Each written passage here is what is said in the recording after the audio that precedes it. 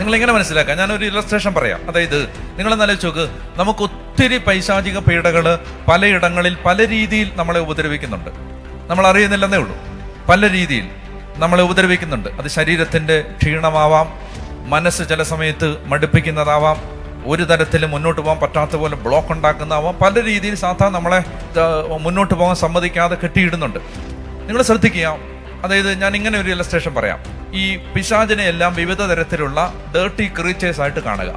അതായത് ഇവിടുന്ന് ഒരു പാമ്പ് വരുന്നു, ഇവിടുന്ന് ഒരു പഴുതാര വരുന്നു, ഇവിടുന്ന് ഒരു പല്ലി വരുന്നു. ഇതൊന്നും ഡേർട്ടി ക്രീച്ചറാണെന്ന് ഞാൻ പറയുന്നതാണ്. ജന്തു സ്നേഹികൾ എന്നെ എതിർക്കരുത്. ഞാനൊരു ഇലസ്ട്രേഷൻ പറയുകയാണ്. ഇനി ഇവിടുന്ന് ഒരു പന്നി കയറി വരുന്നു, ഇവിടുന്ന് ഒരു കുരങ്ങൻ കയറി വരുന്നു, ഇവിടുന്ന് ഒരു പാമ്പ് കയറി വരുന്നു. അപ്പം ഞാൻ ഇതെല്ലാം പിശാചാന്ന് വിചാരിക്കാം, ഇതെല്ലാം ഓരോ ദുരാത്മാക്കളാണെന്ന് വിചാരിക്കുക. അപ്പം ഞാനൊരു ദൈവ മനുഷ്യനാണ്. ഞാൻ എന്ത് ചെയ്യുന്നു? ഞാൻ കുറേ പ്രാർത്ഥന ചൊല്ലി ഈ പാമ്പിനെ ഓടിച്ചു. പിന്നെ വേറെ കുറേ പ്രാർത്ഥന ചൊല്ലി ഈ പാമ്പിനെ ഓടിച്ചു. വേറെ കുറേ പ്രാർത്ഥന ചൊല്ലി ഈ പാമ്പിനെ ഓടിച്ചു. വേറെ ചൊല്ലി ഇവിടെ. നിങ്ങൾ ആലോചിച്ച് നോക്ക്, എനിക്ക് ജീവിക്കാൻ സമയം കിട്ടുമോ? കാരണം ഈ പോയ ഒഴിവിലേക്ക് അടുത്ത പിശാച് 7 എണ്ണത്തെയും കൊണ്ട് വന്നിരിക്കും.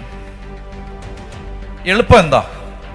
എളുപ്പം ഒരു തീ മേളിൽ നിന്നിറങ്ങിയാൽ ഈ കട്ടുതീയിൽ ഈ പാമ്പും ചാവും, പല്ലിയും ചാവും, പഴുതാരയും ചാവും, തേളും ചാവും, പന്നിയും ചാവും. എല്ലാ ഡേർട്ടി ക്രീച്ചേഴ്സും ഒറ്റയടിക്ക് ചാവാൻ ഒരു തീ ഇറങ്ങിയാൽ മതി. ഒരു തീ ഇറങ്ങിയാൽ മതി.